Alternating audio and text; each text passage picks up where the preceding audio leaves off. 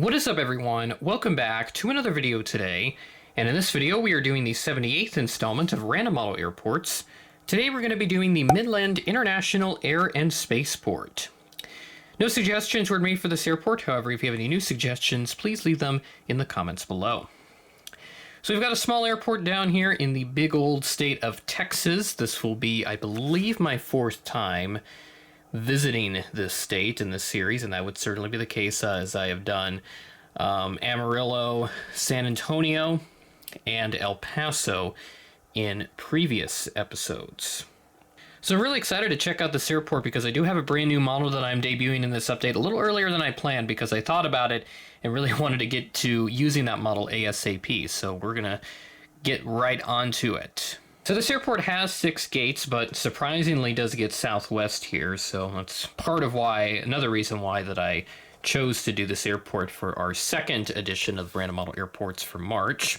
I'll probably do a third one because I forgot to do 2 for February just to make up for lost ground there because of my scheduling and I didn't really get any time to do it.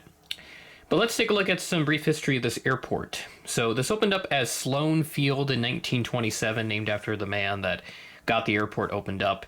It was sold to the city in the late 1930s, and around that time it was also updated by the Works Progress Administration, one of the many programs created under the New Deal.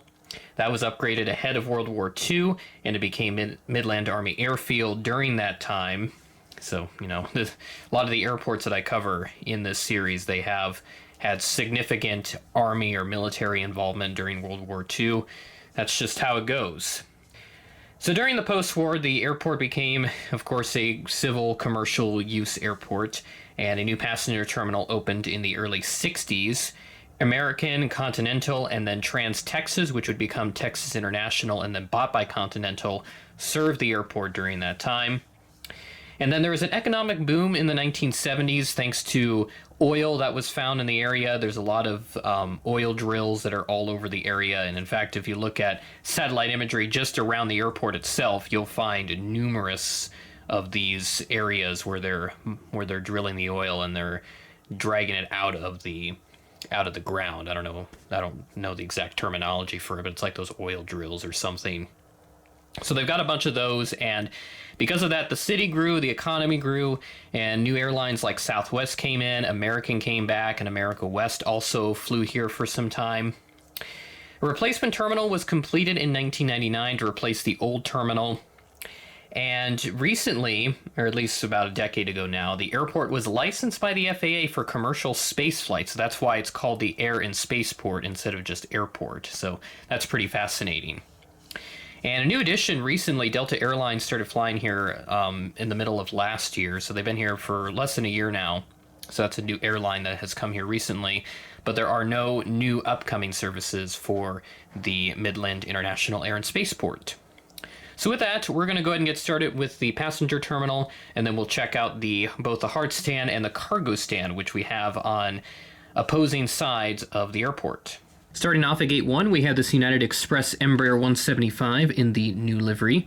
This aircraft arrived in from Houston George Bush Intercontinental as Flight 6263, at 8:33 a.m. ahead of a scheduled 9 a.m. arrival. And then right next to that, we have this United Express CRJ 200, also wearing the Evo livery, so nice to have both Evos here. This aircraft arrived in from Denver as Flight 5270, operated by SkyWest, at 4:22 p.m. ahead of a scheduled 4:35 p.m. arrival. And then we move into our Southwest section. 2 Southwest planes here as they use gates 3 and 4 at Midland. And we'll check out the smaller 737-700, which from what I've seen typically parks at gate 3, but I imagine they will interchange gates depending on operations and all that. This 737-700 came in from Las Vegas as Flight 2141 at 4:31 p.m. ahead of a scheduled 4:40 p.m. arrival. Then we move on to the MAX 8. Still got the second release from Gemini jets. Still been going strong for, almost 7 years now, about 6.5 at this point. So this MAX 8 came in from Dallas Love Field as Flight 1581, and this arrived in at 1:08 p.m. ahead of a scheduled 1:20 p.m. arrival. And then we have Delta, the newest carrier to Midland so far, And currently they use an Embraer 175 from Austin. This arrived in as Flight 3960, operated by SkyWest at 11:57 a.m. ahead of a scheduled 12:22 p.m. arrival. And that is Delta's only service here out of Midland, so they've got a pretty decent presence there in Austin. American, of course, has tried building a hub there. That didn't work, so they cut a lot of flights. Allegiant has quite the stranglehold on that Austin market. But now Delta is using it as a focus city, so that's pretty cool. We have this American Eagle Embraer 175 parked here at Gate 6, and this arrived in from DFW as Flight 3391, operated by Envoy Air. And this arrived in at 5:46 p.m. ahead of a scheduled 5:58 p.m. arrival. And now we move over to the hard stand. We've got two aircraft, one GA and a Embraer there in the back. I'll explain that in a minute. But we'll check out this King Air 350, so the second straight update that I'm using this aircraft. And this is operated by Precision Aircraft Management and arrived in from Denver Centennial Airport as Flight PRE-82, Papa Romeo Echo 82. And this arrived in at 8:48 a.m., delayed from an 8:44 a.m. scheduled arrival, so delayed by 4 minutes. And then behind this, we have an Embraer 175. And this is a privately operated aircraft, and this arrived in from Carlsbad as Flight to November 170 X-Ray Yankee at 4 p.m., delayed from a 3:33 p.m. scheduled arrival. So a significant delay for this aircraft, about half an hour or so, a little more than that. And just checking on who operates this aircraft, it is the Swiftlight Aircraft Group. So must be some private aircraft group of some kind that operates it, but it is wearing one of those traditional private jet liveries with various swooshing lines on it and whatnot. It looks pretty cool. But there is our hard stand, and now we'll check out the cargo stand over here, where I am debuting a brand new model, and that, ladies and gentlemen, is going to be the Cessna 208 Caravan, or Supercargo Master, for FedEx Feeder. This arrived in from Fort Worth as Flight 8278 at 5:31 a.m., delayed from a 5:27 a.m. scheduled arrival. So with FedEx Feeder, this is typically operated by other airlines under the FedEx Feeder branding, and this is operated by Barron Aviation Services. They are based in Missouri, and they do small package express cargo services on behalf of FedEx. And they've got about 30 or so of them in the fleet based on their very tiny Wikipedia article that they have here.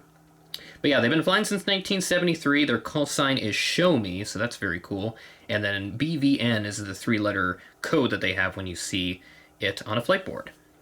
And then behind that, I have a model that I haven't used in a while, so it's nice to get back into the groove with this thing, the ATR-72 FedEx Feeder. And this arrived in from Lubbock, Texas as Flight 8757, operated by Empire Airlines. And this arrived in at 8:30 a.m., delayed from an 8:26 a.m. scheduled arrival.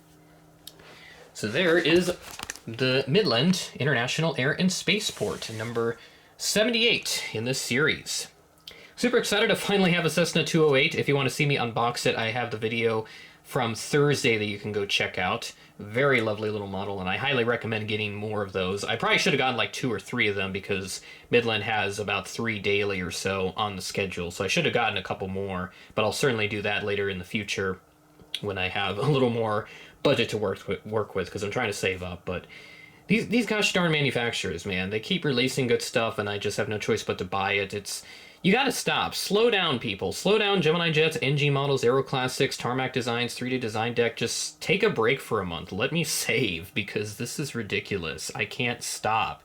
Every time I say that I'm done buying models, that's a complete lie, and I just keep on buying, so I need to slow down.